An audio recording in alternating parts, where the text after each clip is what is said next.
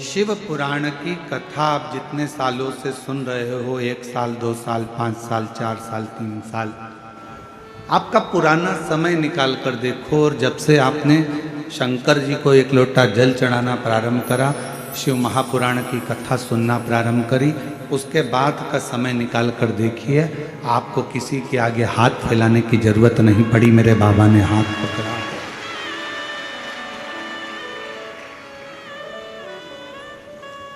आपको कहीं जाना नहीं पड़ा, आपको किसी के आगे हाथ नहीं फैलाना पड़ा। मेरे भोले बाबा ने, मेरे शंकर भगवान ने आपका हाथ पकड़ा। इसलिए भगवान शिव जी से कहना, तुम हमें धन दो चाहे नहीं दो, हमें संपदा दो या ना दो, हमें वैभव दो ना दो, हमारे को कुछ दो चाहे ना दो, गाड़ी बंगला दो चाहे ना दो, पर शंकर जी से कहना हमें हमारे घर में अच्छे संस्कार देना, जिससे हम भगवत भजन में लगेंगे तो आपकी कृपा से हमें दौलत अपने आप मिलती चले। हम अपना परिश्रम, हम अपनी मेहनत, हम अपना संघर्ष कर सकें, हम अपनी मेहनत, अपनी लगनता से आगे बढ़ सकें। आज के जमाने में लोग संघर्ष कम करते हैं और विचार ज़्यादा करते हैं कि कहीं से हमको ऐसा कोई महाराज मिल जाए जो कोई जड़ी बूटी ऐसी दे दे कि हमारे पास में धन बढ़ जाए। मेरी जीजियों, दुनिया में कोई ऐसा महाराज पैदा नहीं हुआ जो तुमको कहीं से गड़ा हुआ धन दे देगा। आपकी मेहनत से बड़ी दुनिया में कोई दौलत नहीं है, आपके संघर्ष से बड़ा कोई धन नहीं। आप जितनी मेहनत करेंगे, आप जितना परिश्रम करेंगे,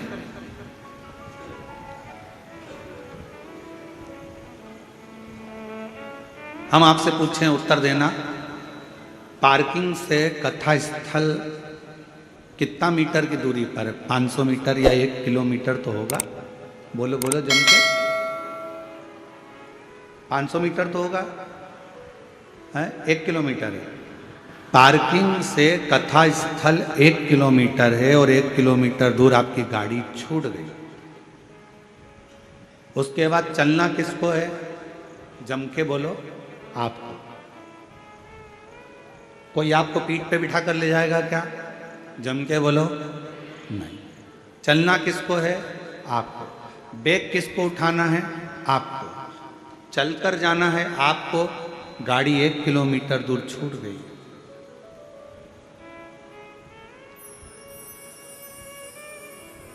आपको बढ़ना है, आगे बढ़ते जाना।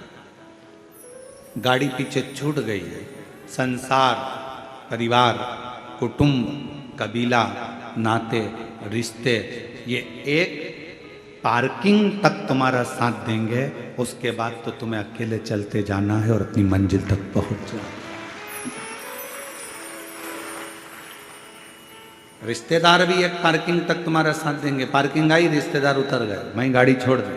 नातेदार, कुटुंब, कबीला, हमारे अपनों और पराये सब एक पार्किंग तक साथ देंगे। उसके बाद में आपको अकेले मंजिल तक पहुंचना। कोई आएगा, नहीं आएगा, इसका कोई गारंटी नहीं। कोई आपका साथ देगा कि नहीं देगा, इसकी कोई गारंटी नहीं। पर इतना जरूर है, आपने अगर मेरे देव अधिदेव महादेव का नाम लिया है, शंकर को 1 लोटा जल चढ़ाया है और अपने धैर्य को बांध कर रखा है और अपने परिश्रम को, अपने कर्म को करते रहे हो, तो फिर कोई आए चाहे ना आए, मेरा महाकाल राजा, मेरा त्रिपुंडधारी त्रिलोकीनाथ, मेरा कुबेरेश्वर बाबा आपके पास जरूर है।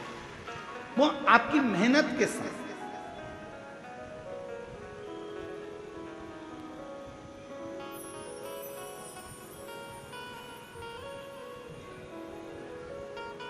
मेहनत करो ही ना और आखिरी में तुम कह दो कि भगवान तो मेरा साथ ही नहीं दे रहा। दुकान खोलो ही ना और कहो कि ग्राहकी नहीं आ रहा है।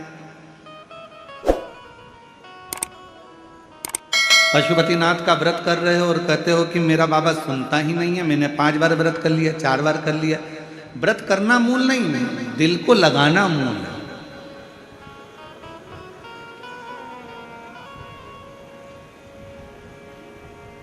कितना सुंदर कहा है।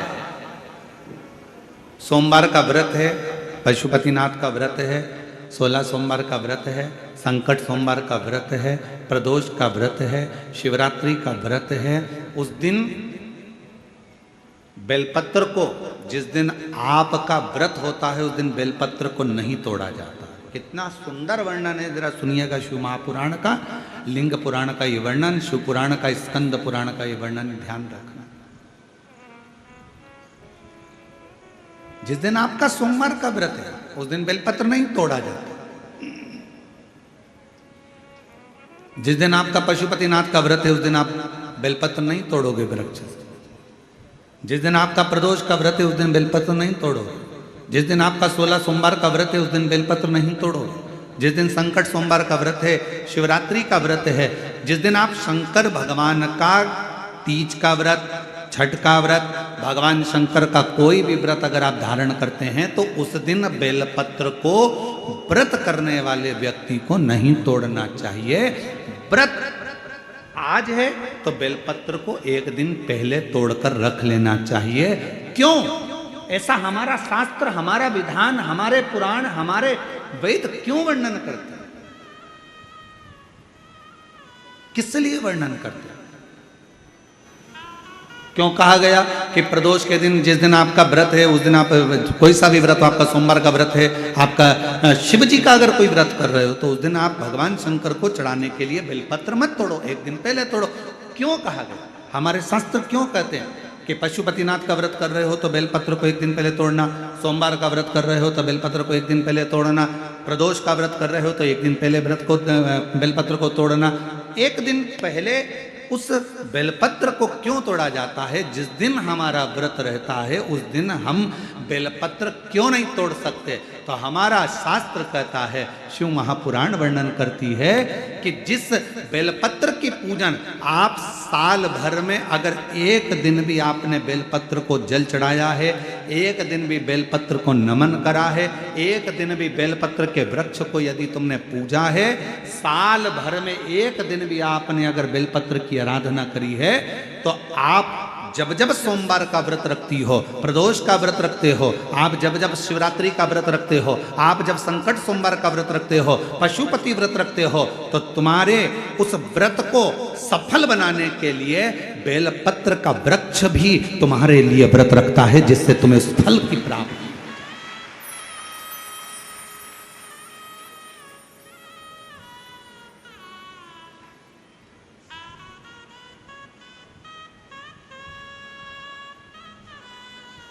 कथा सुनने आ रहे हो? घर के बाहर बेलपत्र का पेड़ है,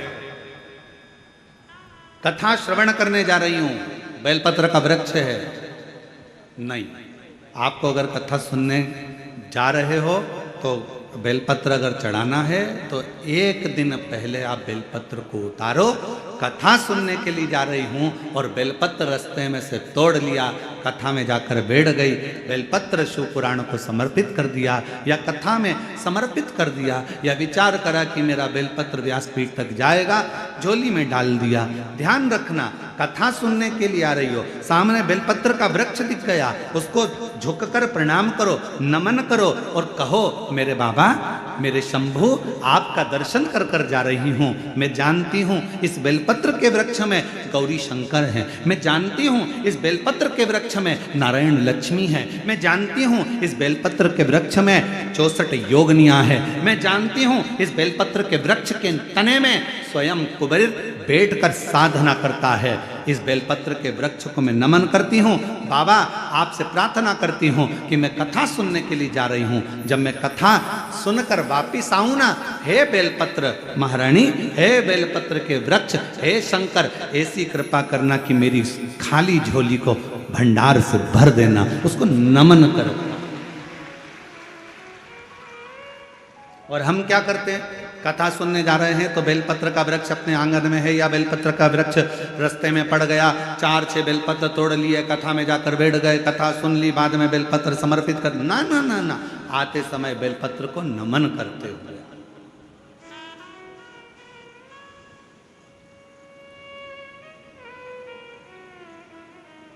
प्रणाम करते हुए। विनय करते हुए आओ। कई लोग कहते हैं गुरुजी हमने पशुपतिनाथ का व्रत किया, हमने 16 सोमवार करे, हमने सोमवार का व्रत करा, हमने प्रदोष करी, हमने बाबा की सोमवारी का व्रत करा, मेरा बाबा मेरे सुनता क्यों नहीं है? हम गलती कर दिए। हम जिस दिन हमारा व्रत था उस दिन हमने बेलपत्र को तोड़ लिया, उतार लिया, हम भूल गए।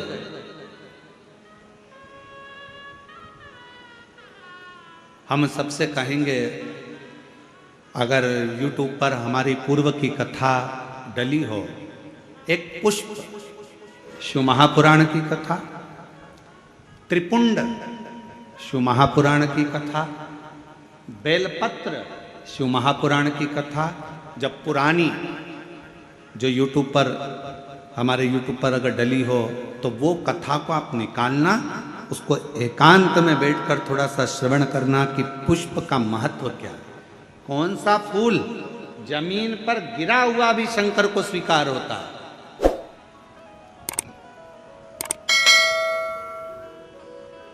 कौन सा पुष्प शिव को किस स्थान पर चढ़ाया जाए। क्यों सोमवार, अष्टमी और ये अन्य जितनी तिथियां होती हैं, अमावस्या, पूर्णिमा, प्रदोष, चतुर्दशी, त्रयोदशी, ऐसा वर्णन उसमें आता है कि इन दिन बेलपत्र को नहीं तोड़ा जाता। अष्टमी, नवमी, ये तिथियां हैं, क्यों नहीं तोड़ा? किस लिए? क्या कारण है कि इन तिथियों पर बेलपत्र को नहीं तोड़ा जाता? तो कहा जब हम रोज बेलपत्र को जल चढ़ाते हैं, शंकर की आराधना करते हैं, तो बेलपत्र के वृक्ष के नीचे बैठकर देवता भी हमारे कल्याण की कामना करते हैं।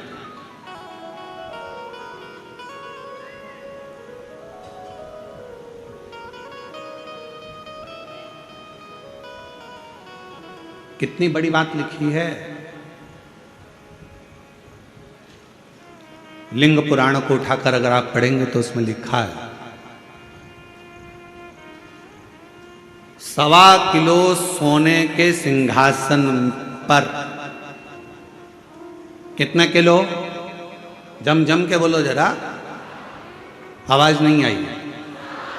1.25 किलो सोने के सिंहासन पर मखमल का गद्दा बिछाकर एक शालिग्राम भगवान की मूर्ति, शालिग्राम भगवान की शिला रखकर उस पर सोने का छत्र 0.5 किलो का लगाकर हीरों और पन्नों से शालिग्राम भगवान का श्रृंगार कर कर किसी को दान करने का फल मात्र एक बेलपत्र शंकर के मंदिर में चढ़ाने से प्राप्त हो जाता है।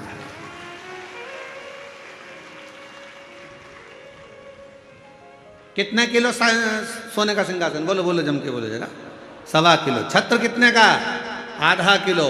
हीरे, रतन, माणिक, मोती, सोने से जड़े हुए शालिग्राम भगवान को सिंहासन पर रखकर दान करने का जो पुण्य होता है, 1000 अश्वमेध यज्ञ का बराबर का जो पुण्य होता है, हजारों सर्वोत्तम यज्ञ करने का जो पुण्य होता है, सोम यज्ञ करने का जो पुण्य होता है, वो एक बेलपत्र शंकर भगवान को चढ़ाकर भगवान शिव को अर्पित करने से प्राप्त हो जाता है। और ये उसकी उदारता से मिला शरीर है।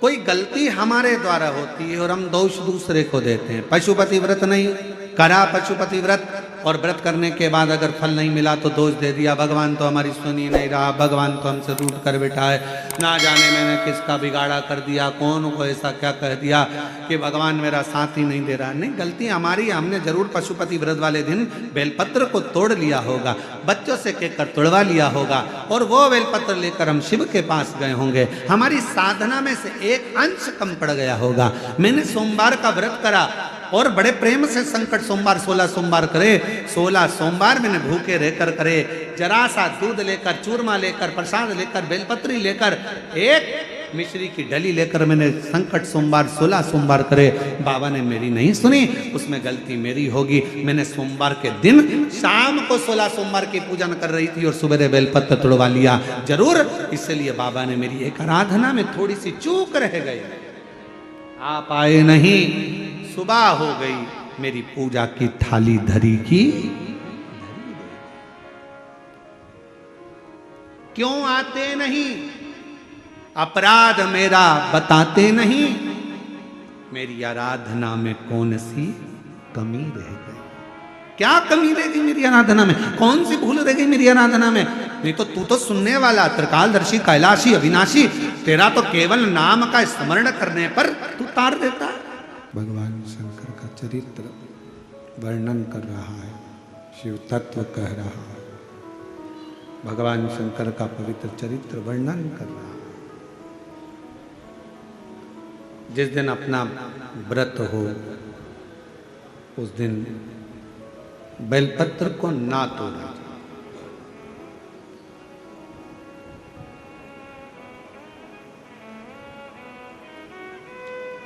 ब्रह्मा जी का सिर कटा,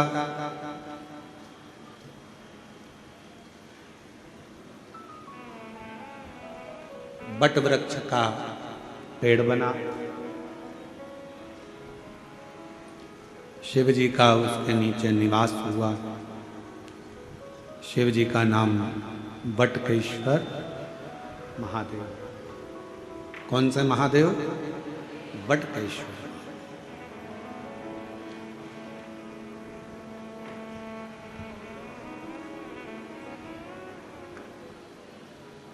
यदि कर्जा हो भी जाए तो बड़ के पेड़ के नीचे बैठकर भगवान शिव का स्मरण मात्र,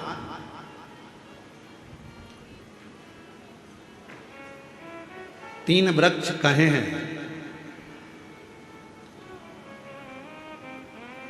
एक बेलपत्र का वृक्ष, एक पीपल का वृक्ष, एक बड़ वृक्ष। अजय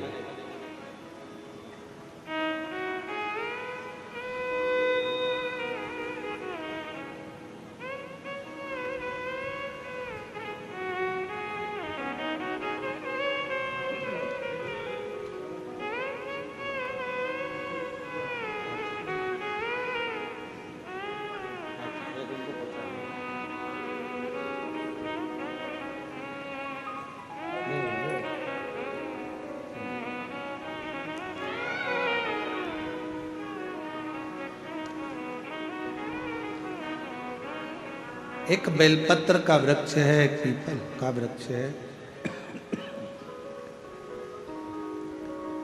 एक वट वृक्ष।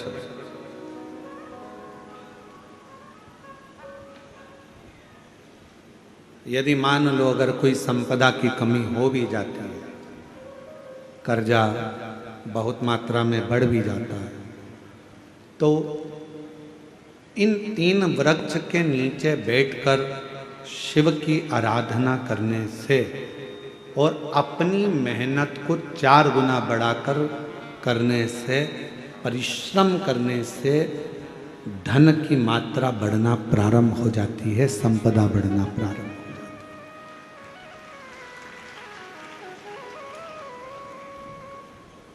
पर इन सब में सबसे मूल है आपका परिश्रम, आपकी मेहनत, आपका संघर्ष।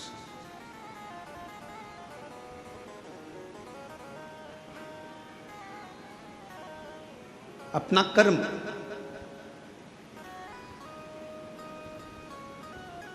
ब्रह्मा जी का सिर कट गया,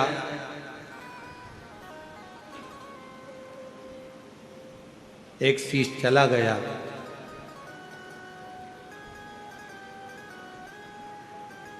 भगवान नारायण ने भगवान शिव से कहा, जो शीश रहे हैं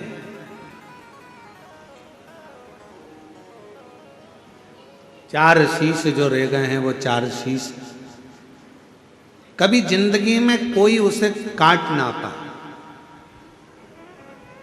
उसके लिए ब्रह्मदेव को क्या करना चाहिए?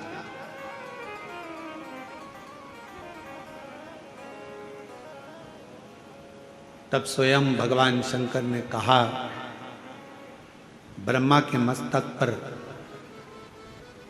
शिव त्रिपुंड लगे।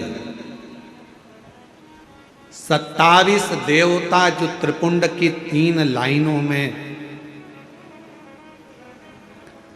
27 देवता जो त्रिपुंड की 3 लाइनों में विराजमान हो जाते हैं, तो उस शीश को काटने वाला संसार में जन्म नहीं ले पाता। एक त्रिपुंड में वो बल होता है, एक त्रिपुंड के अंदर वो शक्ति होती है।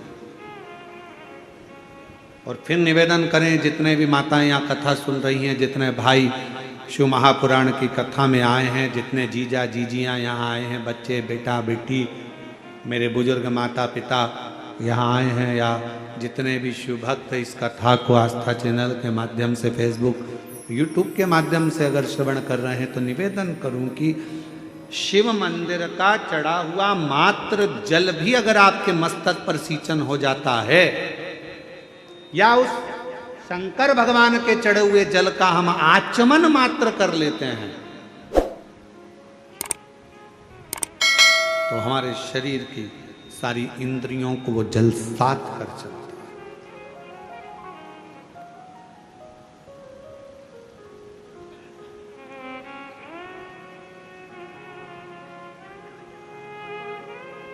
मंदिर जाते हो आप लोग? जम के तो बोलो। जल चढ़ाते हो रोज?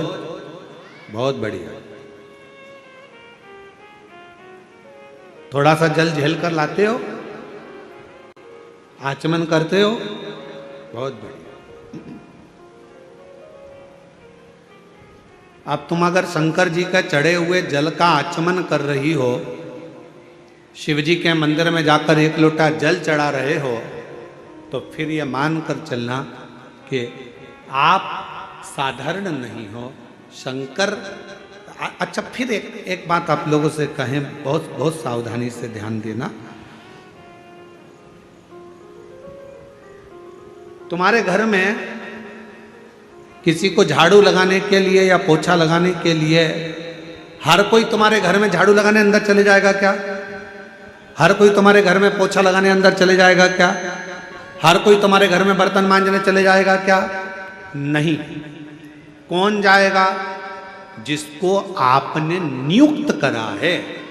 मैंने इसको नियुक्त करा, ये मेरे झाड़ू पोछा करेगी, ये मेरी झाड़ू पोछा वाली, मैंने इसको करा, ये बर्तन मांजेगा, ये भोजन बनाने आएगी। जिसको तुम नियुक्त करते हो, वो झाड़ू के लिए, वो बर्तन के लिए, वो भोजन के लिए, वो सफाई के लिए तुम्हारे घर में प्रवेश करता, उसी तरह मेरे शंकर भगवान जिसको नियुक्त करते हैं, वही शंकर के शिवालय तक पहुंच पाता।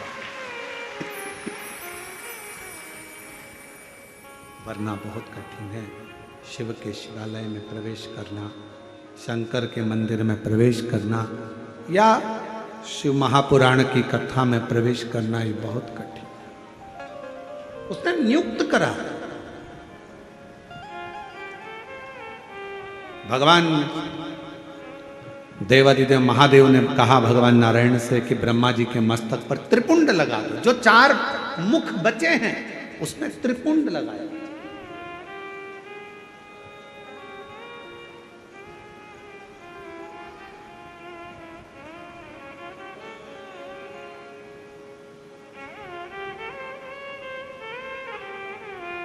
कई लोग हमसे कहते हैं, गुरुजी आपके ये तिलक में चंदन की ये 3 बिंदियां नजर आती है त्रिपुंड के भाव से, तो ये 3 बिंदियां अर्थात 27 देवता इस मस्तक को संभालने के लिए रहे। 27।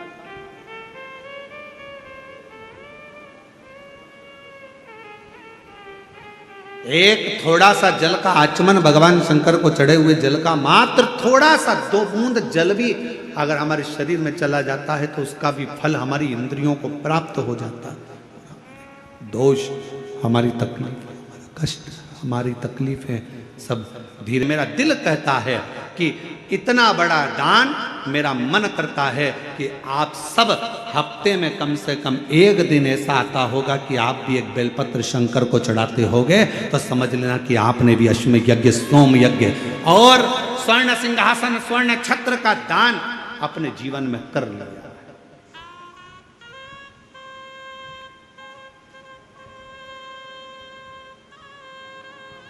3 वचन भगवान शिव ने पार्वती जी को दिए हैं, सावधानी से सुनिएगा उन वचनों को।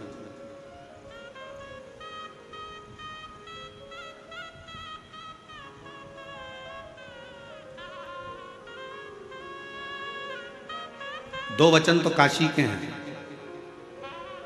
और एक वचन अमरनाथ की गुफा का। 3 वचन मेरे भगवान शंकर ने पार्वती जी को दिए हैं, जिसमें से 2 वचन काशी के हैं कि काशी में शंकर भगवान से पार्वती जी कहती हैं, जिस पति पत्नी में आपस में झगड़ा हो उसमें प्रेम बढ़े, ये वचन दीजिए। शिव जी ने वचन दिया, पति पत्नी अगर झगड़ा करेंगे तो उनमें आपस में प्रेम बढ़ेगा।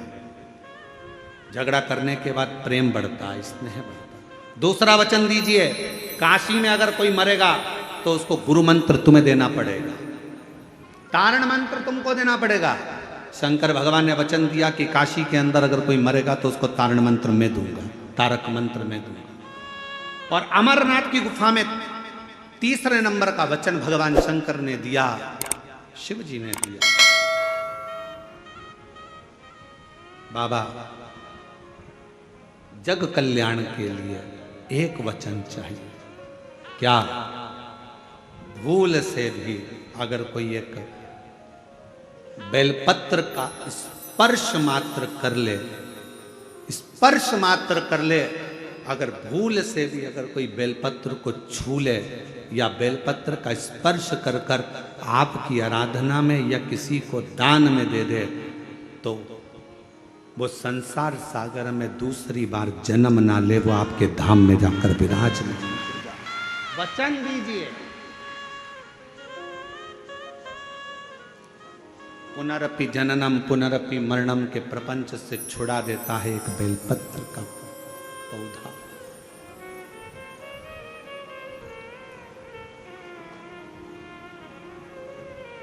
शिव जी के मस्तक पर कितनी रेखाएं रहती हैं त्रिपुंड में? आवाज दो, आवाज नहीं आई। 3 एक 3 रेखा मेरे भगवान शंकर के मस्तक पर है। उन 3 रेखाओं में एक एक रेखा में 9 देवता विराजमान।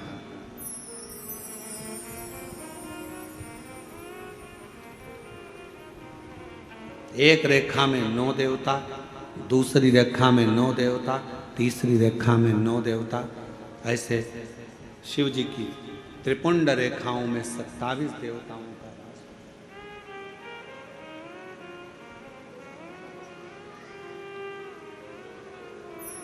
पूरे एक त्रिपुंड में आप रोड पर से चल के आते हो, बहुत सारे तिलक लगाने वाले आपको मिलते हैं, उन्होंने अपनी थाली में फूल रख रखा है, ऐसा फूल रख रखा है, उस फूल से आपका पूरा सिर रंग देते हैं। बोलो बोलो, सही है कि गलत है? अरे बोलो तो जम के। ऐसा सिर रंग देते हैं और आप उनसे कुछ कहती भी नहीं हो। आपको कहना चाहिए ये सिर रंगने से कुछ नहीं होगा, अगर कुछ करना है तो अपने हाथ की 3 उंगलियां लीजिए और त्रिपुंड खींचिए। कम से कम 27 देवता मेरे मस्तक पर रहना चाहिए। 27 देवता मेरे मस्तक पर रहना चाहिए। चंदन की, भस्म की, रौली की, मौली की। अगर आप किसी भी भस्म का, चंदन का मस्तक पर अगर आप अष्टगंध का भी अगर त्रिपुंड लगा रहे हो तो आपके मस्तक पर 27 देवता त्रिपुंड की 3 लाइन खींचते से ही विराजमान हो जाते हैं। तिलक लगाने वाले फूल रख लिया, फूल से पूरा माथा रंग दिया, रंगने के बाद कह दिया चलो दक्षिणा दो और जाओ। उस समय पर आपको कहना चाहिए, मैं कथा में आई हूं, शिव की कथा है, मेरे मस्तक पर त्रिपुंड लगा। त्रिपुंड से मतलब है कि 27 देवता, जब तक मेरे मस्तक पर त्रिपुंड रहेगा 27 देवता मेरे साथ में हर पल हर घड़ी रहेंगे, हर क्षण। पर हम नहीं बोल पाते, उन्होंने लिया फूल से रंग दिया, नहीं नहीं नहीं, हमको त्रिपुंड लगाइए, हमारे मस्तक पर त्रिपुंड होना चाहिए।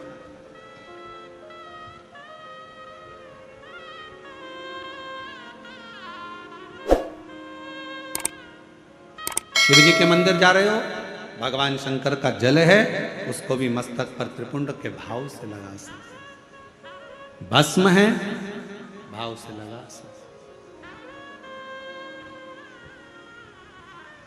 और यदि कुछ भी ना लगा सको तो फिर एक काम करो, शंकर के मंदिर में जब जाओ, झुककर जब प्रणाम करो तो अपना मस्तक शिव के चरणों में झुककर प्रणाम करोगे तो जो शिव भक्त आएंगे उनके चरण की रज आपके जब मस्तक पर लगेगी तो आपका कल्याण कर देगी, आपका उद्धार कर देगी,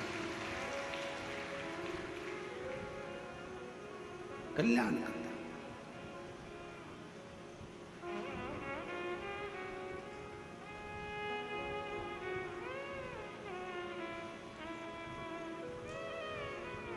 कहते हैं कि 27 देवता जो त्रिपुंड में विराजमान है वो शंकर से मिलाने का कार्य करते हैं, शिव से मिलाने का। बाकी सी लटक गई, नैनों में अटक गई, कब तुम दर्श दिखाओगे। बाकी सी लटक गई, नैनों में अटक गई, कब तुम दर्श दिखाओगे। हिचक्या ना रुके भोलेनाथ, मने थारी याद सतावे। ओ काशी के भोलेनाथ, मने थारी याद सतावे। याद सतावे रुदन आवे, याद सतावे रुदन आवे, याद सतावे। ओ काशी के भोलेनाथ, मने थारी याद सतावे। ओ काशी के भोलेनाथ, मने थारी याद सतावे।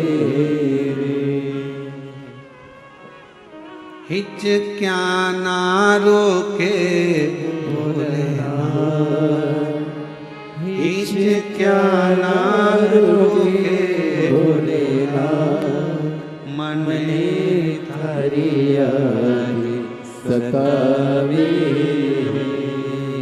ओ काशी के भोलेनाथ, मने थारी याद सतावे। आप उसको जब मस्तक पर त्रिपुंड में 3 रेखाओं में जब 27 देवता विराजमान हो जाते हैं तो वो शिव से मिलाने का कार्य करते हैं। शिव से कितना सुंदर एक व्याख्यान आया ब्रह्मा जी का। ब्रह्मा जी जब झूठ बोल दिए और झूठ बोले तो भगवान शंकर को क्रोध आ गया।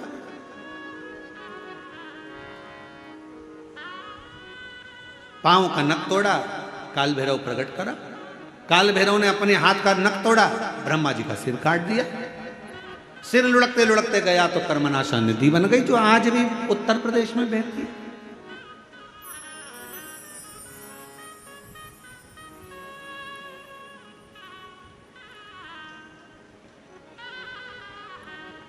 निवेदन करा भगवान विष्णु ने भगवान शिव जी से, बाबा ब्रह्मा जी का सिर कटा है, ये कटा हुआ सिर ना जाने कहां जाएगा, आप कृपा कर इसको बट वृक्ष बना दीजिए।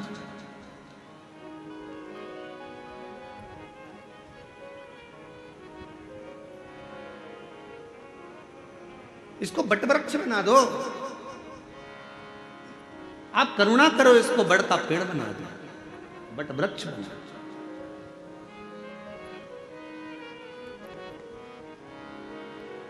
शिव जी ने भगवान नारायण की बात सुनकर ब्रह्मा जी के कटे हुए सिर को बड़ का पेड़ बना दिया।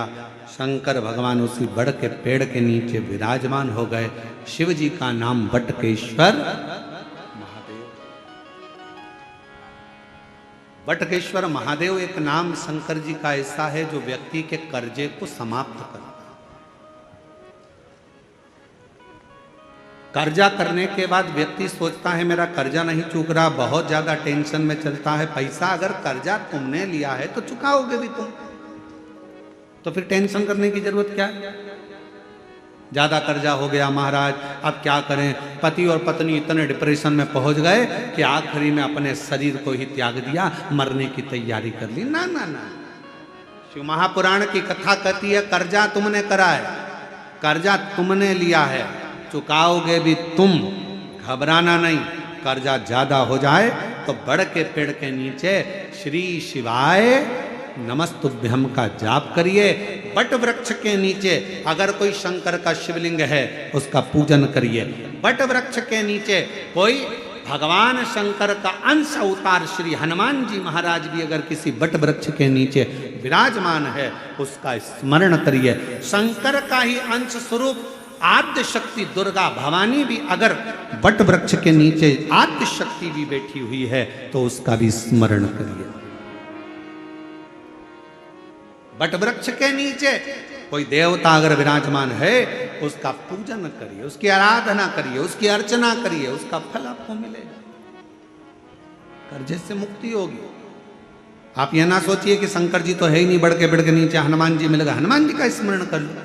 देवी जी मिल गई, देवी जी का स्मरण कर लो। शिव जी मिल गए, शिव जी का। सब एक। शिव महापुराण की कथा किसी देवता को तोड़ना नहीं बताती कि राम अलग हैं कि कृष्ण अलग हैं कि शंकर अलग हैं कि देवी अलग है कि देवता अलग है। शिव महापुराण की कथा कहती है सब में शिवोहम शिवोहम शिवोहम, सब में शिव समाया है। कथा वाचने वाला भी शिवमय और कथा सुनने वाला भी शिवमय होता है, कथा करवाने वाला भी शिवमय होता है। कहीं शिव से परे कुछ भी नहीं।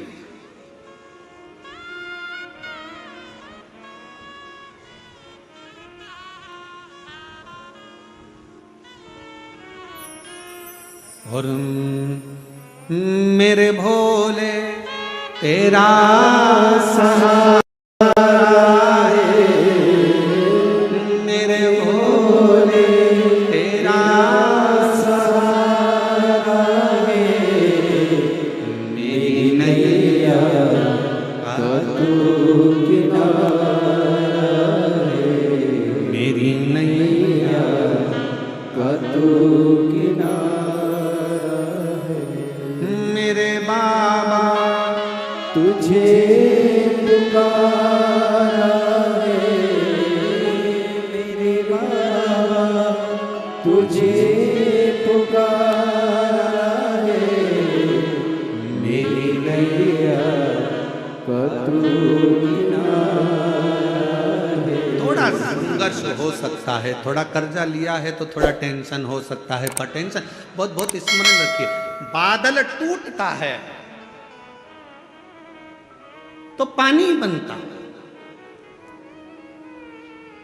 बोलो सही है कि गलत है?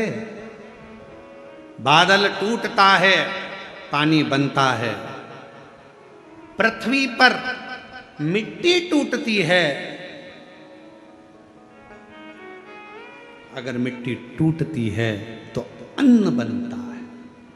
खेत को तैयार करने के लिए मिट्टी को तोड़ना पड़ता है।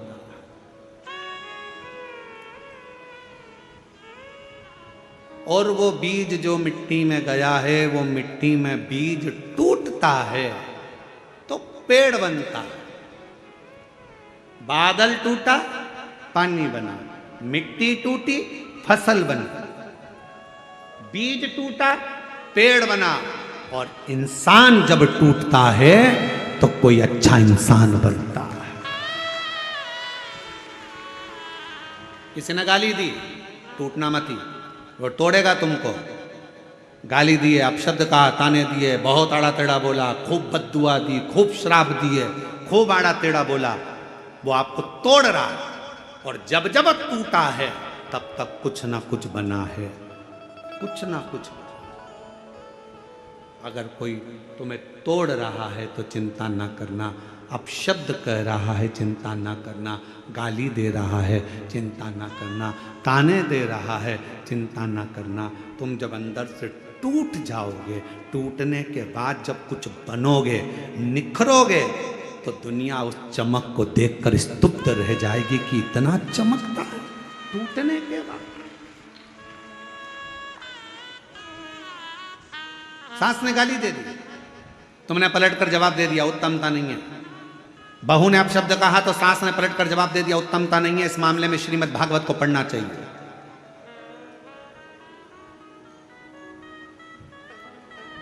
किस किस ने सुनी है श्रीमद् भागवत कथा? जरा हाथ उठाओ। जिन जिन्होंने भागवत सुनी है जरा हाथ उठाओ। सब लोग सुनी है? सबने रख लो। द्रौपदी का चरित्र सुना है कि नहीं सुना है? अरे बोलो तो जम के। सुना है। क्या सुना था द्रौपदी के चरित्र में? द्रौपदी के सोते हुए 5 पुत्रों का वध कर दिया था अश्वत्थामा। बोलो सही है? द्रौपदी के सोते हुए 5 पुत्रों का वध कर दिया। मालूम पड़ा अश्वत्थामा ने मेरे पुत्र को मारा है। रो पड़ी, चीख पड़ी द्रौपदी, आवाज लगा रही है, स्वामी स्वामी स्वामी। पति द्वारकाधीश के चरणों में चरण दबा रहे थे। आवाज पहुंच गई द्वारकानाथ के पास में। द्वारकानाथ ने कहा, अरे भीम भाग कर जा, अर्जुन जल्दी भाग कर जा, द्रौपदी चिल्ला रही है। भीम ने कहा, अर्जुन ने कहा कि हम आपका चरण सेवा छोड़ दें? हाँ हाँ जाओ जल्दी से जाकर देखो क्यों रो रही है, क्यों चिल्ला रही है। जाकर सूचना मिली कि द्रौपदी के रोने का कारण इतना था कि द्रौपदी के 5 पुत्र जो सो रहे थे पलंग पर, उसको अश्वत्थामा ने काट दिया, शीश काट दिए, मार दिया। भीम अर्जुन ने कहा, क्या हुआ द्रौपदी? मेरे पुत्रों को मारा गया है। भीम अर्जुन दौड़ कर गए, अश्वत्थामा को पकड़ कर लेकर आए, द्रौपदी के सामने लाकर खड़ा कर दिया। हाथ में तलवार दे दी द्रौपदी के, ले द्रौपदी तलवार, इसने तेरे 5 पुत्रों को मारा है तो इसका शीश काट।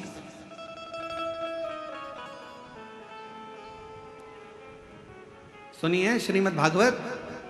अरे बोलो तो। ए द्रौपदी, इसने तेरे बेटों को मारा है तो इसका शीश काट दे। ये ले तलवार, और तलवार लेकर काट शीश, मार दे। द्रौपदी तलवार को नीचे फेंक दी। द्रौपदी ने तलवार को नीचे फेंका, और तलवार को नीचे फेंक कर द्रौपदी ने भीम से कहा, क्या कह रहे हो? अश्वत्थामा को मार दूं? हाँ, ये मेरे गुरु का पुत्र है। तो क्या हुआ? इसने तेरे पुत्र को मारा था तो गुरु के पुत्र को मार दे। द्रौपदी मुस्कुरा कर कहती है, स्वामी कर्जा हो गया गुरुजी, कर्जा हो गया गुरुजी, बहुत तकलीफ है गुरुजी, बहुत तकलीफ है गुरुजी, बहुत तकलीफ है, बहुत कष्ट है, बहुत परेशानी है, बहुत तकलीफ है, बहुत तकलीफ है। बोलने से कुछ नहीं होगा, मेहनत करना पड़ेगी, परिश्रम करना पड़ेगा, संघर्ष करना पड़ेगा, और बाबा के धाम में जाकर, बाबा के मंदिर में जाकर 1 लोटा जल, बट वृक्ष की छांव में कहीं मेरा शंकर बैठा मिल जाए तो उसका गुणगान करें। स्मरण।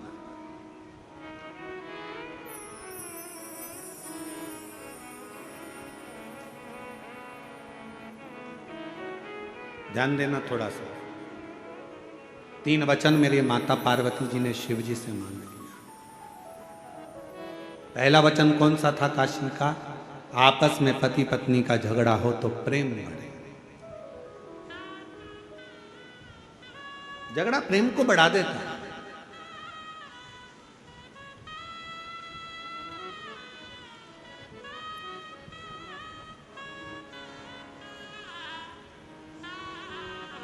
इसलिए हम कई बार माताओं से कहते हैं कितना भी झगड़ा हो जाए तो लड़के मायके मत जाओ।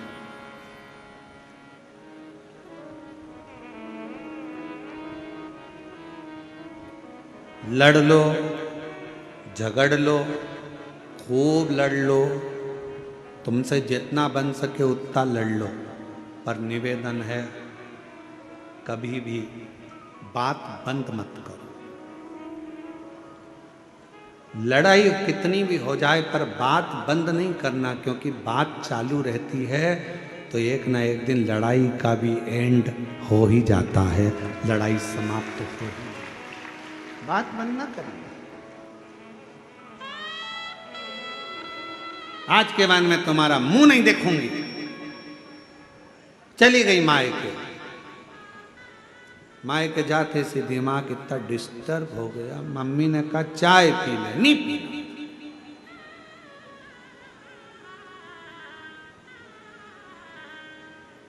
अब बोल के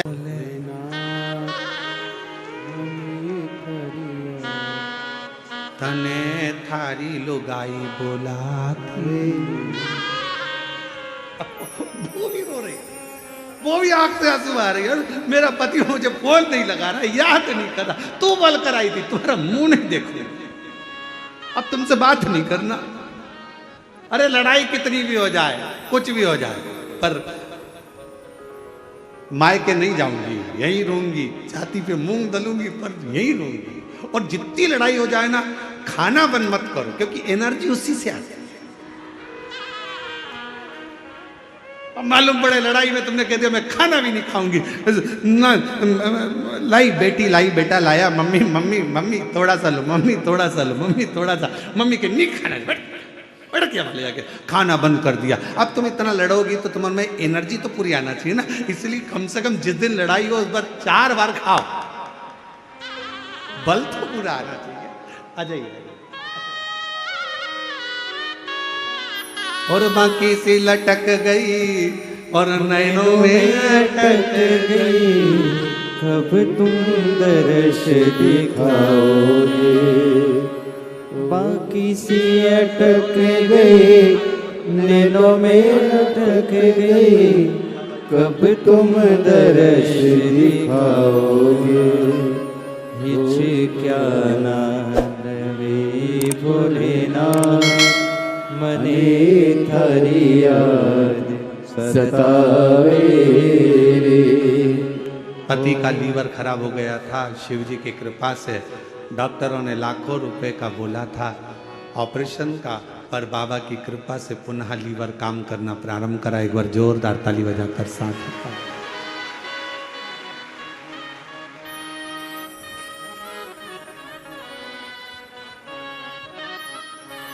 आदर्श दिखा दे भोलेनाथ, तुझे तेरे याद बुलावे। आदर्श दिखा दे भोलेनाथ, तुझे तेरे याद बुलाते हैं। और ये शिव की ही उदारता, भगवान शंकर की ही करुणा और उन्हीं की कृपा, उन्हीं की दया। कथा चल रही है शिवोहम शिव महापुराण, अर्थात शिव कहीं दूसरी जगह नहीं है। शिव को ढूंढने के लिए अपने भीतर खोज करना पड़ेगा।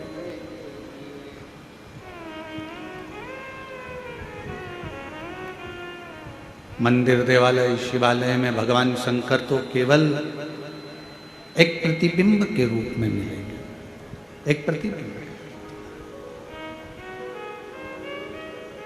पर यदि आपको सही में अगर शंकर का दर्शन करना है तो अपने भीतर उसको खोजने का प्रयास करें।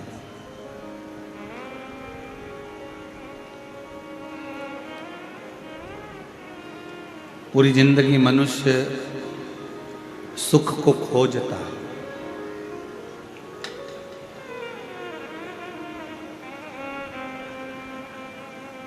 और पूरा जीवन जब वो सुख खोज खोज कर थक जाता है, तब आखिरी में एक हाथ थोड़ा सा ऊंचा रखो, एक थोड़ा सा ऊंचा रखो।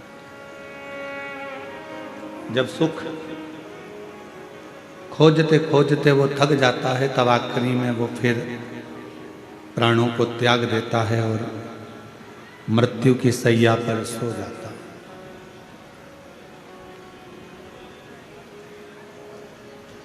अब लोग कहते हैं कि ओम शांति शांति शांति, जीवात्मा के लिए शांति पाठ करते हैं, उसको शांति देते हैं जब वो चला गया।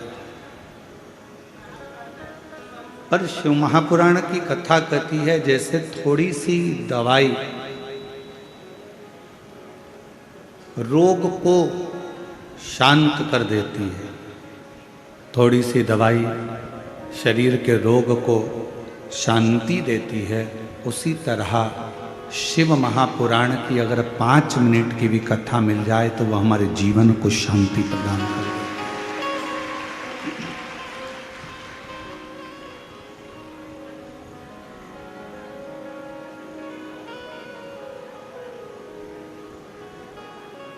शिव पुराण आपको धन देगी कि नहीं देगी ये हमको नहीं मालूम। शिव महापुराण आपको दौलत देगी कि नहीं देगी ये हमको नहीं मालूम। शिव महापुराण आपको संपदा देगी कि नहीं देगी ये हमें नहीं मालूम। शिव पुराण आपको करोड़पति बनाएगी कि नहीं बनाएगी ये हमको नहीं मालूम। पर इतना जरूर मालूम है कि शिव महापुराण सुनने वाले के अंदर इतना बल आ जाता है कि शंकर भगवान को उसको लक्ष्मी देना ही पड़ता है, संपदा देना ही पड़ता है।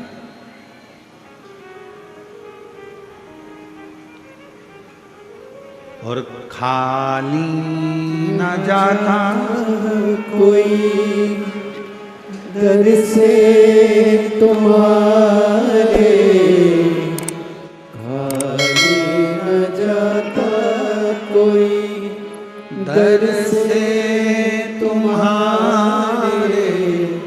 मैं भी खड़ी हूँ नंदी बाहे पसारे, अपने हृदय से लगा लो, गिरा जा रहा उठा लो, भोले अपने दर से अब तो न टालो, गिरी जा रही हूँ उठा लो, भगवान शिव की कथा कर रही है, भगवान शंकर का चरित्र कर रहा है, शिव महापुराण की कथा वर्णन कर रही है, शिव तत्व कर रहा है, शंकर भगवान की कथा की उदारता वर्णन कर रही है। ब्रह्मा जी के मस्तक पर त्रिपुंड लगा दिया गया जिससे ये चारों मुख सुरक्षित है।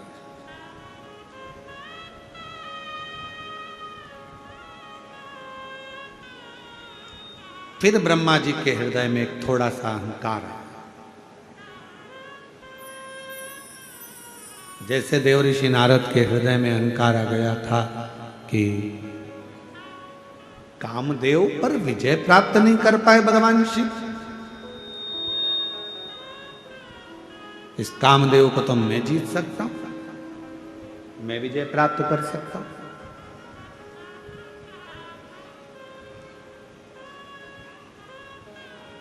अपमान करा।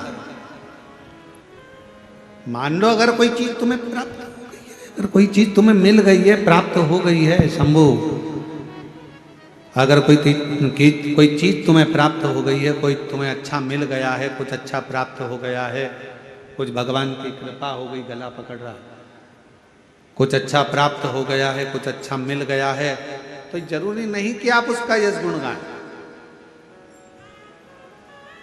अरे तेरा ही दिया खाया पिया तेरा शुक्रिया है, तेरा शुक्रिया है, मुझे भोले बाबा ने बहुत दे दिया है, तेरा शुक्रिया है, तेरा शुक्रिया है। ये जायदाद दी है, औलाद दी मुसीबत में हर वक्त इमदाद दी है, तेरा ही दिया मैंने खाया पिया है, तेरा शुक्रिया है, तेरा शुक्रिया है। देवर्षि नारद के भीतर अभिमत अहंकार आ गया कि ये मैं कामदेव को जीत सकता हूं। बैठ गए तब करने के लिए, साधना करने के लिए।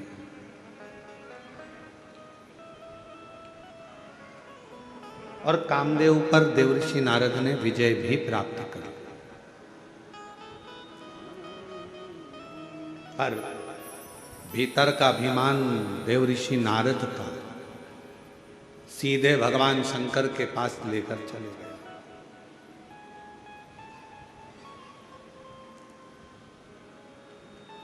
शिव जी का सबसे पहला काम है अपने भक्त को गले लगाने से पहले मेरे शंकर भगवान उसके भीतर के अहंकार को समाप्त कर देते हैं।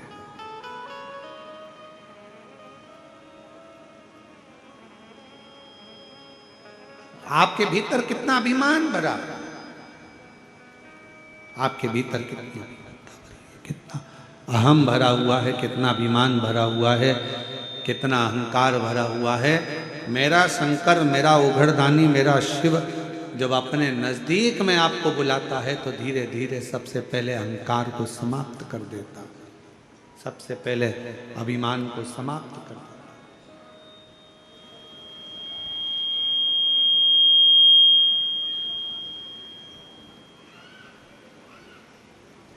जिस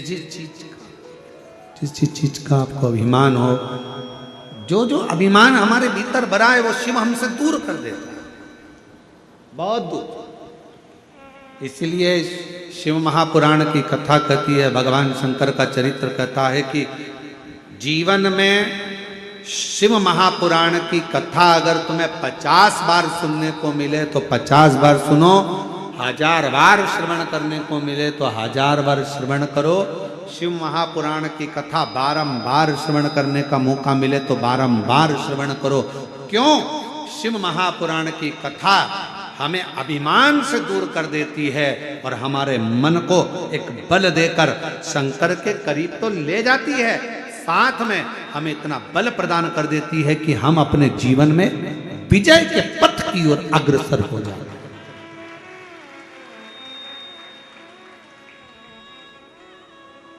विजय पथ की ओर अग्रसरता प्रदान कर देती है शिव महापुराण।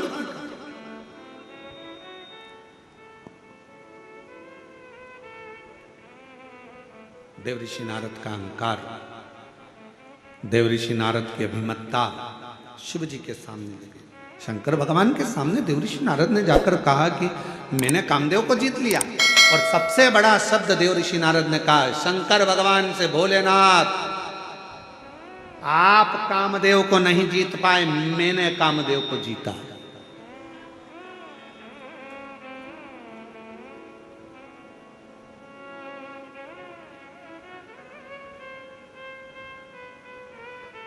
कई लोग कहते हैं गुरुजी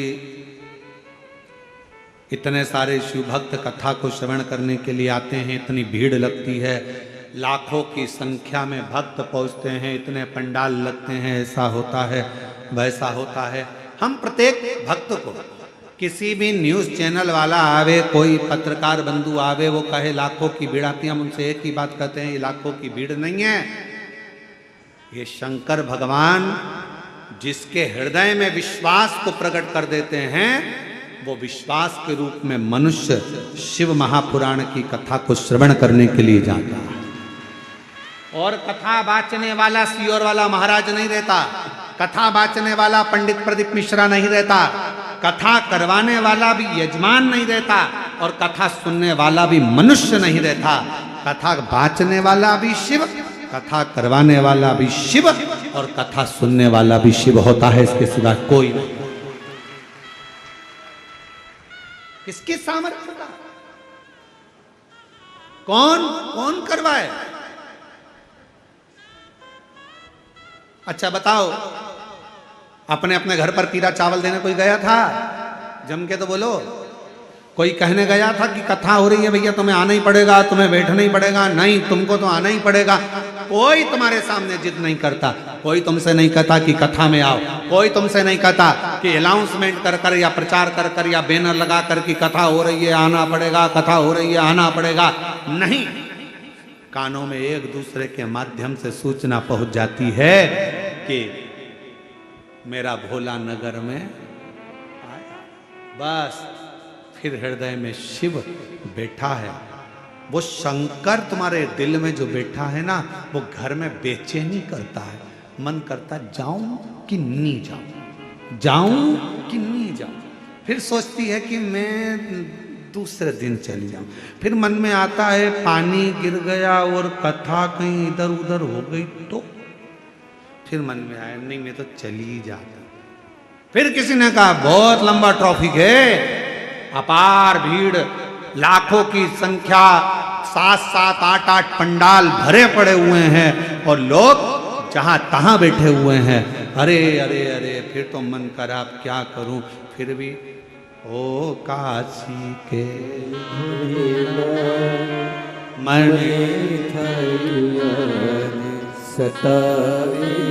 मन करा पहुंच गए। विश्वास, भरोसा, शिव तत्व शिव ने साधा है, शंकर ने साधा है। और अहंकार देव ऋषि नारद का शिव के पास गया। भगवान शंकर से कहा कि आप कामदेव को नहीं जीत पाए और मैंने कामदेव को जीत लिया, मैंने जीता है।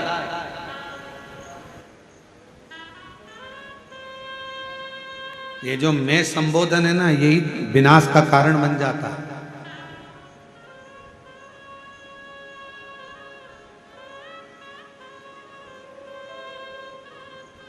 कभी मत कहो कि मैंने करा। प्रभु आपकी कृपा से सब काम हो रहा है, करते हो भोले बाबा मेरा नाम हो रहा है। इस समिति का नाम है महाकाल परिवार समिति। जो कथा करा रही है उसने किसी का नाम नहीं दिया, केवल उसने कहा ये महाकाल समिति है। मतलब हम नहीं करा रहे, कौन करा रहा है? प्रभु आपकी कृपा से सब काम हो रहा। ये महाकाल समिति नहीं, भगवान महाकाल राजा स्वयं देवाधिदेव महादेव इस कथा को करवा रहे हैं। हम तो निमित्त हैं। बाबा ने सेवा में लगाया, किसी को कहीं भोजनशाला में सेवा में लगा दिया, किसी को भोजन बनाने में सेवा में लगा दिया, किसी को दरवाजे पर सेवा में लगा दिया, किसी को कहीं भक्तों को संभालने में सेवा में लगा दिया, किसी को बिठाने की सेवा में लगा दिया। तुम यहाँ देखना, पानी पिलाना, तुम ये करना, तुम वो करना, सेवा मिली है। और किसने लगाया? उसने लगाया। अपनी सामर्थ्यता नहीं है, उसकी कृपा है, उसकी उदारता है, उसकी करुणा है। पर देवऋषि नारद का अहंकार बोल गया और नारद जी ने कहा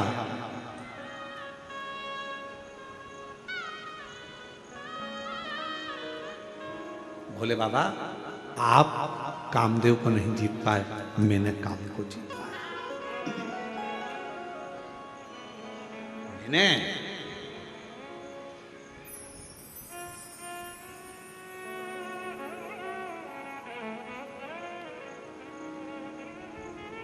अब दो शब्द हैं, पकड़िएगा इन दो शब्दों। ये काम हो सकता है, एक शब्द ये है। कौन सा शब्द है? बोलो, जम के बोलो। ये काम हो सकता है। और दूसरा शब्द है ये काम मेरे सिवाय नहीं हो सकता। दोनों में अहंकार कौन सा है? जम के बोलो, जम के। ये काम मेरे सिवा नहीं हो सकता। तो दो शब्द हैं, ये काम हो सकता है और दूसरा शब्द है ये काम मेरे सिवा नहीं हो सकता। मतलब मैं संबोधन जहां लग गया, समझ लेना वहां अहंकार आकर खड़ा हो गया।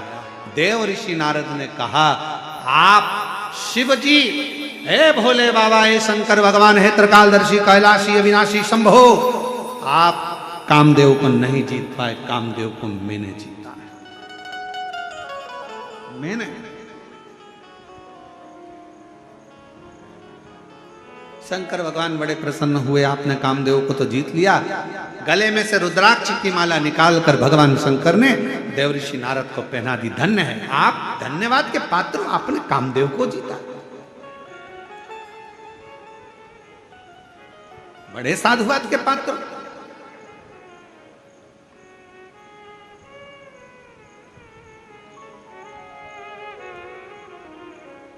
दस कथा भी सुन लो ना, 50 कथा भी सुन लो ना, कभी मुंह से मत कहना कि भगवान मैंने 50 कथा सुन रखी है, मैंने 10 कथा सुन रखी है। अरे तुमने नहीं सुन रखी है, उसने तुझे सुना रखी है अपने करीब में बुलाने के, उसने सुना रखी है। मैं कुछ नहीं करता, करता है सब वही। आप जितने विश्वास के साथ, जितने भरोसे के साथ, जितनी दृढ़ता के साथ, जितने स्मरण के साथ आप शंकर की अविरल भक्ति को धारण करते हो, बस अपने भीतर की अभिमत्ता को, अपने भीतर के अहंकार को, अपने भीतर के अभिमान को, अपने भीतर के अहम को जिस दिन तुम निकाल कर बाहर कर दोगे, शिव तत्व तुम्हारे भीतर समाहित होता चले जाएगा, शंकर तुम्हारे भीतर आता चले। अहंकार था देवऋषि नारद का, नारद जी का अभिमान, नारद जी का हम, नारद जी को गले में जो माला पहनाई रुद्राक्ष की, वो माला देवऋषि नारद ने जमीन पर फेंक दी।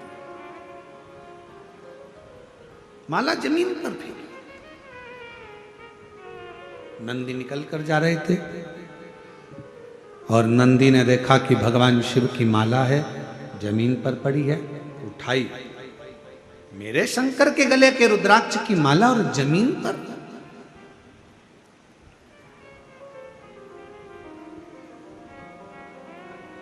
हमने कई बार कहा, आज फिर कह रहे हैं, इस व्यासपीठ के माध्यम से शिवोहम, शिव महापुराण कथा के माध्यम से आज फिर एक बात कह रहे हैं, जमीन पर पड़ी हुई अगर बेलपत्र मिल जाए, उसको उठाकर विसर्जन में रख दो, एक साइड कोने में कहीं रख दीजिए, विसर्जन कर दीजिए।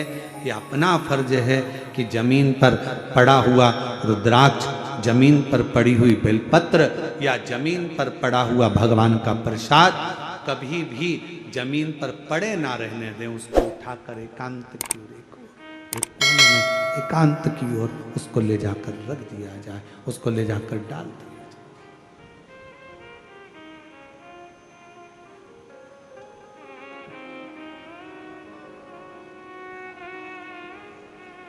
नारद जी ने गलती कर दी, पड़ा था,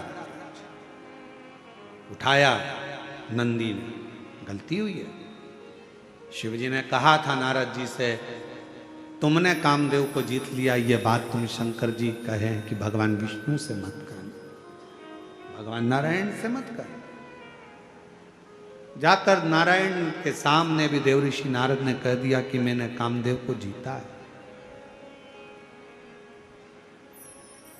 मैंने काम को जीता है, ये नारद जी ने कह दिया। भगवान विष्णु ने नारद जी के मुख से भगवान शंकर की निंदा को सुन लिया और नारद जी ने निंदा करी, तो नारद जी का मुख तो बानर का लगा, पर भगवान विष्णु ने शंकर की निंदा सुनी, इसलिए उनको घोड़े का मुंह लगा। जब नारद जी का अभिमान चले गया, तब भगवान नारायण के चरण पकड़कर नारद जी बोले कि मेरा अभिमान तो चला गया, पर मैंने जो गलती करी है शंकर जी के अपमान की, शिव जी के अपशब्द की, शंकर को गाली दी, शंकर भगवान को अपशब्द कहा, शंकर भगवान को आड़ा टेढ़ा संबोधन करा, शिव जी को कहा कि आप काम को नहीं जीत पाए, मैंने काम को जीता है। ये मैंने शंकर भगवान का जो अपमान करा है, मेरा ये शिव का करा हुआ अपमान कहां पर जाकर समाप्त हो सकता है, मैं किस जगह पर जाऊं कि मेरे शंकर का किया हुआ अपमान समाप्त हो जाए, कहां जाऊं। किस स्थान, कौन सी जगह पर जाऊं, कहां जाऊं कि मेरा ये शिव जी का करा हुआ अपमान समाप्त हो जाए। तब भगवान नारायण ने कहा मैं शिव से पूछकर बताऊंगा। शंकर भगवान के पास भगवान विष्णु गए, निवेदन करा। नारद जी के अंदर जो अहंकार आ गया था जिसमें उन्होंने आपका अपमान कर दिया था, शिव भक्त का अपमान, शंकर का अपमान, शिव पुराण का अपमान, शंकर की कथा का अपमान, शंकर की निंदा, शिव भक्त की निंदा और शिव पुराण की निंदा करने वाले को एक ना एक दिन इस मनुष्य देह में मरने से पहले भोगना ही पड़ता है।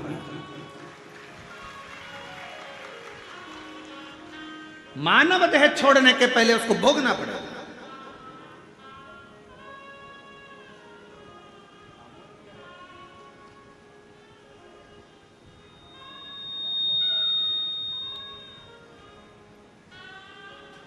त्यागना।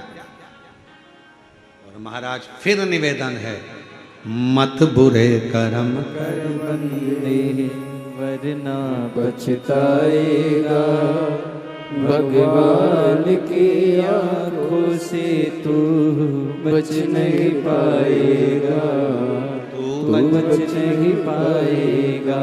मानव देह छोड़ने से पहले शंकर की करी हुई निंदा, शंकर के भक्त की करी हुई निंदा, शिवालय की निंदा, शिव की पुराण की निंदा, शिव की आराधना की निंदा व्यक्ति को भोगना ही पड़ेगा।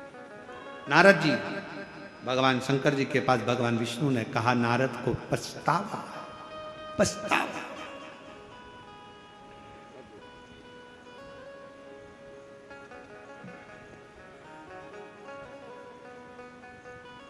कहा ठीक है, नारद जी को अगर पछतावा है तो कहो देवऋषि नारद से। चंद्रभागा नदी के तट पर बैठकर नारद जी अगर शिव की आराधना करते हैं, शंकर के नाम का उच्चारण करते हैं, तो नारद जी के ऊपर जो दोष लगा हुआ है वो समाप्त हो जाएगा। कौन सी नदी? जम के बोलो, जम के। चंद्रभागा नदी। फिर से बोलो, चंद्रभागा। कहां पर है? पंढरपुर हरि विठ्ठल के पावन चरणों में ये चंद्रभागा नदी बहती है। कभी आप लोग अगर पंढरपुर दर्शन करने के लिए हरि विठ्ठल के यहाँ जाएंगे, अभी तो बहुत भीड़ रहती है, आषाढ़ी एकादशी पर वहाँ वारी जाती है, विठ्ठल विठ्ठल विठ्ठल विठ्ठल करते हुए शिव भक्त वहाँ पहुँचते हैं। पर कभी, अभी तो वारी के समय पर बहुत भीड़ आषाढ़ी एकादशी पर रहती है, पर कभी जब आप कभी योग लगे और चंद्रभागा नदी के तट पर हरि विठ्ठल का दर्शन करने के लिए जाएं, तो एक काम जरूर करना, चंद्रभागा नदी के तट पर बैठकर अगर 5 बार भी श्री शिवाय नमस्तुभ्यं, श्री शिवाय नमस्तुभ्यं, श्री शिवाय नमस्तुभ्यं, श्री शिवाय नमस्तुभ्यं 5 बार यदि भगवान शंकर का मंत्र जाप, ओम नमः शिवाय, नमः शिवाय, भगवान शंकर का त्र्यंबक मंत्र या श्री शिवाय नमस्तुभ्यम मंत्र का स्मरण अगर आप 5 बार भी चंद्रभागा के तट पर बैठकर कर लेते हो, तो समझ लेना अपनी जिंदगी के किए हुए सारे पाप अपने आप समाप्त हो जाते हैं। सारे पाप समाप्त हो जाते। चंद्रभागा के तट पर किया गया शिव का नाम, चंद्रभागा के तट पर लिया गया शंकर जी का नाम हमारे संचित पापों को नष्ट कर देता।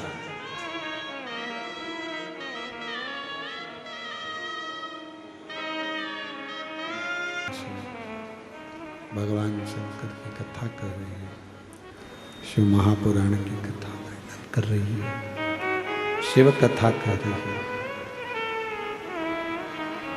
चंद्रभागा नदी के तट पर बैठकर भगवान देवऋषि नारद ने शिव जी के मूल मंत्रों का स्मरण करा, नाम जाप किया। उधर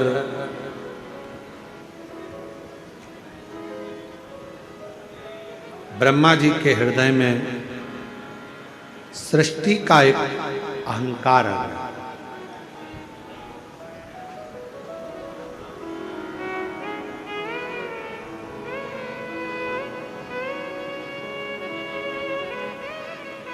दुनिया का सबसे बड़ा आभूषण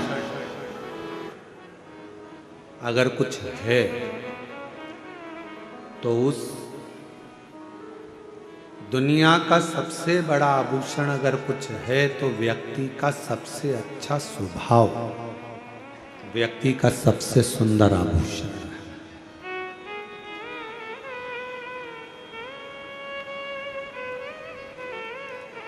आपका स्वभाव कैसा है? ब्रह्मा जी का सिर कट गया, एक बार ब्रह्मा जी का सिर कटा, बट वृक्ष बन गए, कर्मनाशा नदी बन गई। ब्रह्मा जी चाहते तो अपने स्वभाव को बदल लेते, पर ब्रह्मा जी का स्वभाव नहीं बदला। मनुष्य शरीर का सबसे बड़ा आभूषण एक ही है, आपका अच्छा स्वभाव।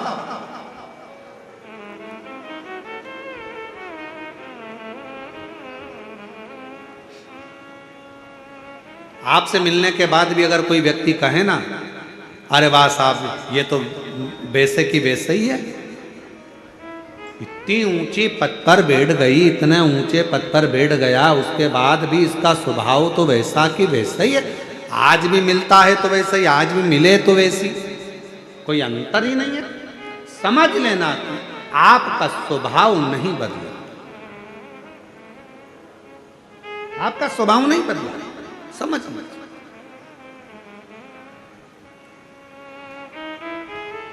यथा स्वभाव, जैसा कि जैसा स्वभाव है वैसा कि वैसे ही अपने जीवन का एक आनंद देता है। आनंद। ब्रह्मा जी ने अपना स्वभाव नहीं बदला, ब्रह्मा जी ने अपना स्वभाव बदल लिया। ब्रह्मा जी एक जैसे स्वभाव के रहे ही नहीं है। अभी ब्रह्मा जी का स्वभाव फिर चेंज, फिर बदला। कर्मनाशा नदी बन गई थी, ब्रह्मा जी के मस्तक से बड़ का पेड़ बन गया था, वट वृक्ष बन गया था। वट वृक्ष के बाद भी ब्रह्मा जी राजी नहीं हुए। अब ब्रह्मा जी ने एक नया क्रम रख दिया कि मैंने सृष्टि की रचना करी है, इस संसार को रचने वाला मैं हूं। अब ब्रह्मा जी को समझाए कौन कि इस सृष्टि को रचने वाले तुम भले हो सकते हो, पर इस सृष्टि की रचना करता तो केवल एक ही है, शिव ही रचना करता है, शिव ही चला रहे हैं और शिव ही संहार कर रहे हैं, यहां कोई दूसरा नहीं, केवल शिवमय। शिवोहम शिवोहम शिवोहम।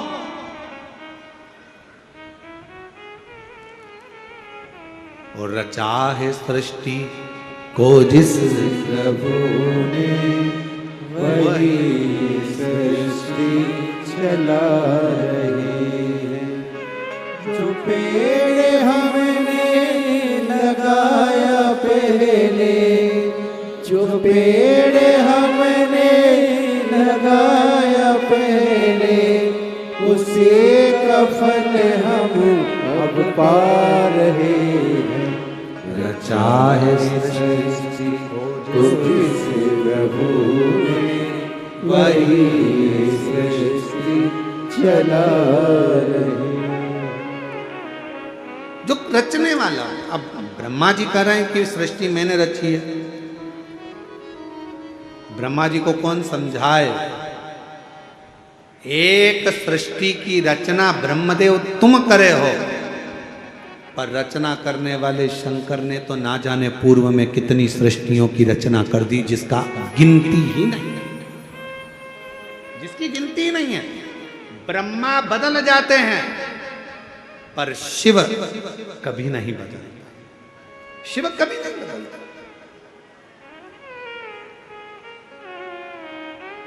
जिसके अंदर शिव भक्ति होती है ना, उसका एक आनंद ही दूसरा रहता है।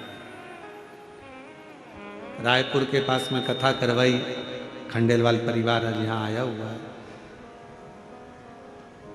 हम उनको भी साधुवाद देते हैं कि जब से आपने शिव पुराण की कथा कराई तब से एक भक्ति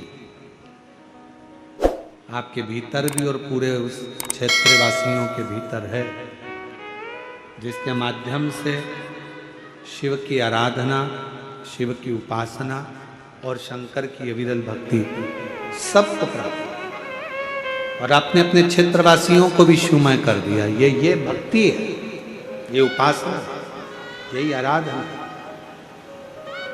साधुता है आपको इस चीज की।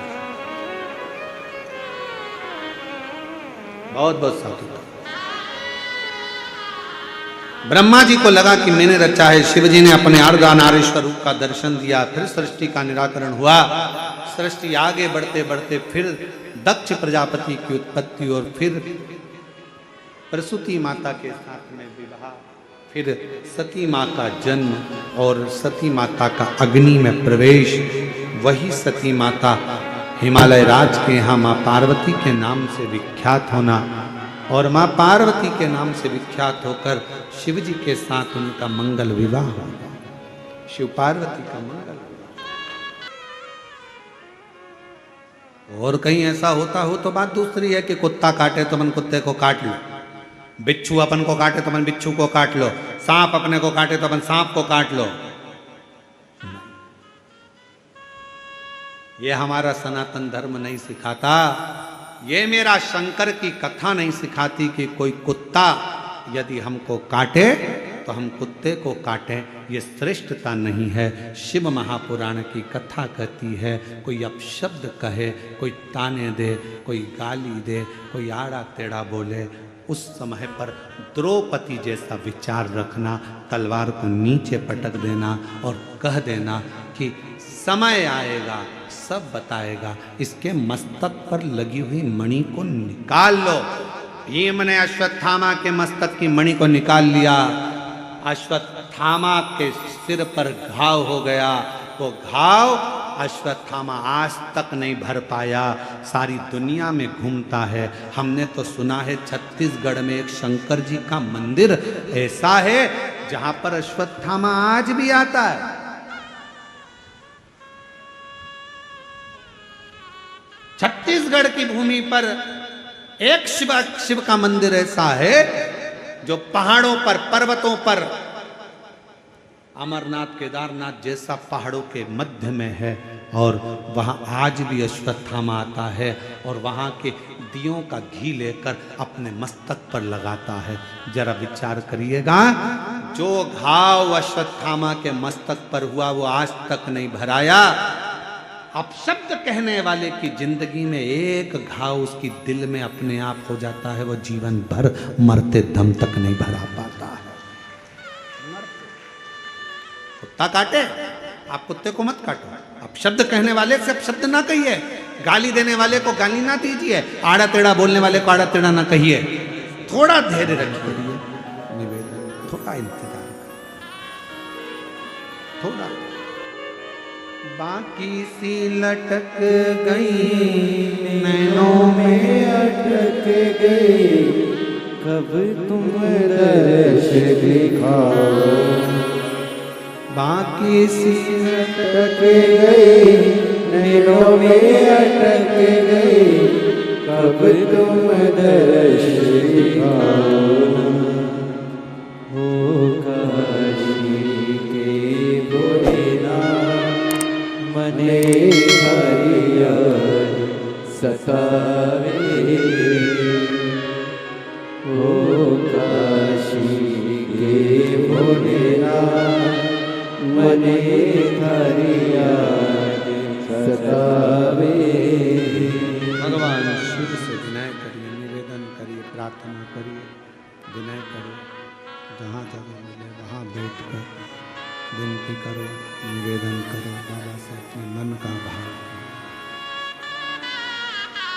सभी लोग साथ में बाबा से विनय करें, साथ में बोलें।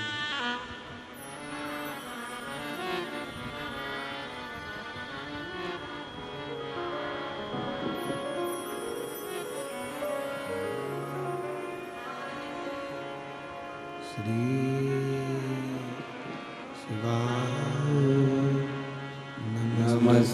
नमस्तुभ्यं श्री शिवाय नमस्तुभ्यं श्री शिवाय नमस्तुभ्यं श्री शिवाय नमस्तुभ्यं श्री शिवाय नमस्तुभ्यं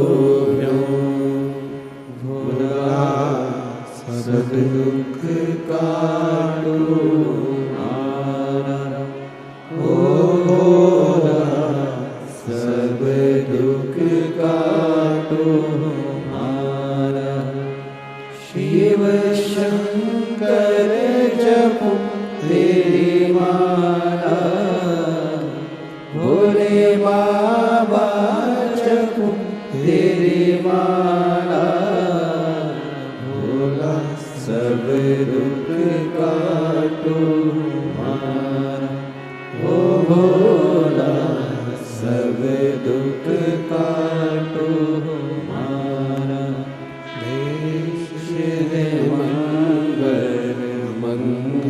मंगलकारी देश है मंगल मंगलकारी शमशान वासी हमारा शमशान वासी